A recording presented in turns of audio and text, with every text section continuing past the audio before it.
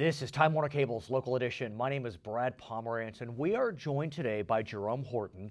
He is the chair of California's Board of Equalization. I have known you for many years. I have known you when you were in the Assembly. Yes. When you moved to the Board of Equalization, you are now chair. And I've always seen you as someone who's strong and vibrant and healthy and in good shape. And so I have to say, sir, I was spooked. Yes. When recently I heard that you were taken to the hospital. Yes. Talk to us about what happened. Well, you know, I had just flown in from LA to do the hearing. Didn't get much sleep the night before. The grandbaby stayed over and she kicked me out of the bed. Of course she did. Of course she did. We know the pecking order. Yeah. The husbands are always at the bottom and the grandfathers are even below. Right. So didn't get much sleep. Rushed to the airport, rushed from the airport to the hearing. Went in on the dais, and then all of a sudden, Brad, I started to feel, you know, there was a sharp pain in my back, in my lower back, and then the right arm began to feel a little numb. And the left arm began to feel a little numb. That could be a sign of stroke. Shortness of breath. Heart attack. Shortness of breath. And then, you know, muscle spasms in my right leg, you know, and that's where they go in to do the heart thing. And so I wasn't nervous though, you know, being the male, you know, you don't think about work-life balance. You don't think about taking care of yourself in that particular way. You want to just keep going. And I think about the pressures of being an elected official. Not only are you an elected official in California, but you represent 1/4 of the state. 9 million people. 9 million people. I mean, that's almost as big as the state of Michigan. Yes, and they don't call all at one time, though. Right. No, but my point is that you have a lot going on. I mean, this is the only state with a dedicated elected tax board, and you are the chair of that tax board, and you have a staff that's how large? It's a pretty big staff. We have a significant staff, but it's not just the work, Brad. It's also just life issues. You know, everyone approaches their work a little bit differently, and I'm a workaholic by nature. Right. And so, you know, work is my hobby. Work is what I do. And it's exciting, you know. It's funny you say that. I was speaking with my daughter recently. She's 13, and she says, "Dad, when are you going to retire?" Okay. And I said, "I got to tell you, Ivy, I'm one of the lucky ones in that I love my job. Right. It's a hobby. Right. It's the same for you. But here's what I'm learning. The job doesn't love you. You know what I mean? Well, it can beat you up. It can beat you up. You know, it can, you know, and it's not just the job. It's the way you operate at work, Brad, as a workaholic, conscientious and so forth, you're the same way at a baseball game. You know, you find that characteristics carries over and no matter what you do. And so your children, you know, your wife and your family and your friends, you look at your friends the same way. You want the best for them. You're constantly trying to figure out how to do that. Talk about your wife for a second. So I know your wife, Yvonne. She's an elected official herself. Right. She's the city clerk of the city of Englewood, and you know I'm a huge fan. Yes. And you told me that you were taken to the hospital. Your blood pressure had spiked to over 200. Over 200, 214. What happened when Ms. Yvonne Horton walked in the room? My blood pressure actually went down. And she said, Brad, she said, "Oh, you just wanted a little bit of attention. Your blood pressure's okay now." But you know what, though? I mean, yes, but how lucky you are I was blessed. that her presence, walking in the room gave you a sense of serenity. Yes, it did. And I really, I mean, I'm not surprised. Knowing Yvonne, I'm not surprised. But still, I hope you understand and recognize what a gift that is. Because for some people, the spouse walking in will cause the blood pressure to go up. Yeah, but I was fortunate. I mean, I had, in addition, there were, you know, my team members were there.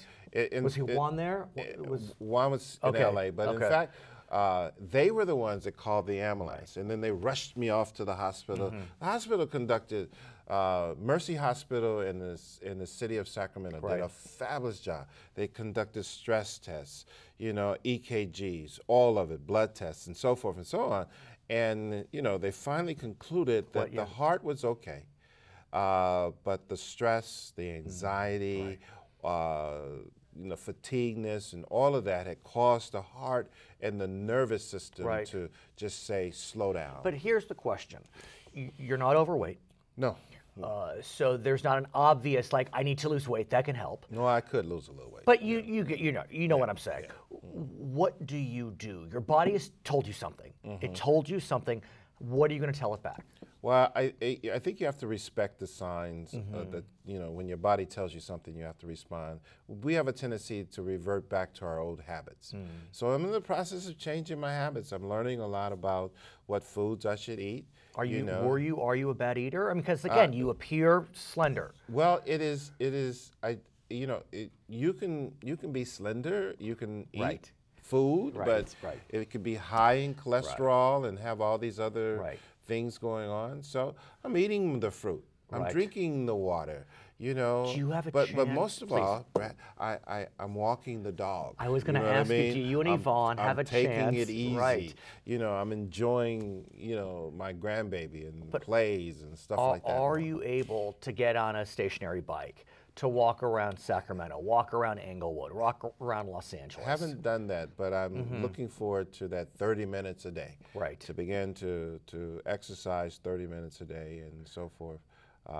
And just, try to live longer. So what would you tell men and women like me who are type A? Well, the type A, but men have a tendency to ignore this.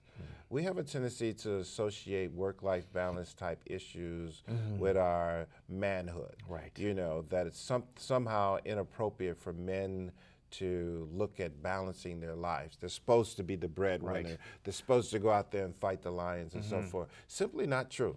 It is a team effort, and they have to take care of themselves. Men have to go in, get tested, on a regular basis. They have to take care of their health. They have to make sure they have good friends and they're not surrounding themselves with negative people and so forth. And they have to...